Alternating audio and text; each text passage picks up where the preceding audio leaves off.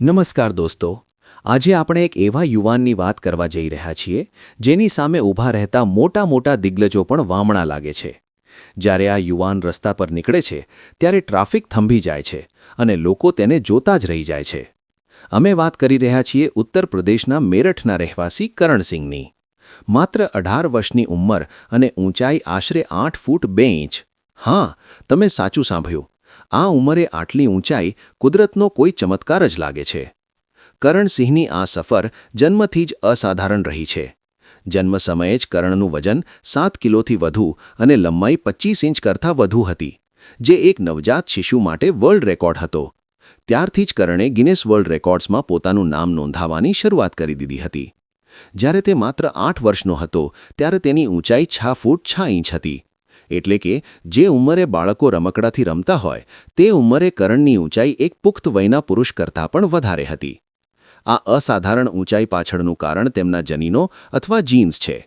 કરણના પિતા સંજય સિંહ પોતે 6 ફૂટ 6 ઇંચ ઊંચા છે, પરંતુ સૌથી વધુ ચર્ચા તેમની માતાની થાય છે. કરણના માતા શ્વેતલાના સિંહની ઊંચાઈ 7 ફૂટ 2 ઇંચ છે, જેઓ ભારતની સૌથી ઊંચી મહિલા તરીકે ઓળખાય છે. કરણનો આખો પરિવાર જાણે ઊંચાઈનો પર્યાય હોય તેમ લાગે છે. પરંતુ મિત્રો, આટલી ઊંચાઈ માત્ર ફેમ જ નથી લાવતી, તે પોતાની સાથે અનેક મુશ્કેલીઓ પણ લાવે છે. કરણ માટે બજારમાંથી તૈયાર કપડાં કે બૂટ ખરીદવા અશક્ય છે.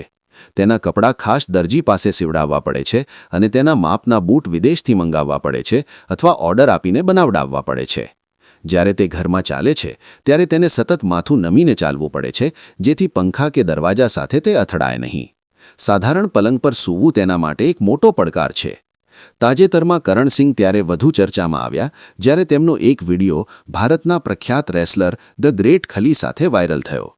ખલી પોતે 7 ફૂટ 1 ઇંચ ઊંચા છે, પણ જ્યારે કરણ તેમની બાજુમાં ઊભા રહ્યા ત્યારે ખલી પણ નાના દેખાવા લાગ્યા હતા.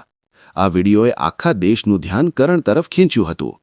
કરણનું સપનું એક પ્રોફેશનલ બાસ્કેટબોલ પ્લેયર બનવાનું છે. તે માને છે કે કુદરતે તેને જે ઊંચાઈ આપી છે તેનો ઉપયોગ તે રમતગમત દ્વારા દેશનું નામ રોશન કરવા માટે કરશે. કરણ માત્ર ઊંચાઈમાં જ મોટો નથી, પણ તેના વિચારો પણ એટલા જ ઊંચા છે. તે કોઈ બીમારીથી નહીં, પણ કુદરતી રીતે આટલો ઊંચો છે અને તે સંપૂર્ણપણે સ્વસ્થ છે. તો મિત્રો, આ હતી મેરઠના આ જાયન્ટ યુવાન કરણસિંહની કહાની. તમને આ વિડિયો કેવો લાગ્યો? શું તમને લાગે છે કે કરણ બાસ્કેટબોલમાં ભારતને ઇન્ટરનેશનલ લેવલ પર જીત અપાવી શકશે? તમારા મંતવ્યો કોમેન્ટ બોક્સમાં જરૂર જણાવશો. જો વિડિયો ગમ્યો હોય તો લાઇક અને શેર કરવાનું ભૂલતા નહીં. આભાર.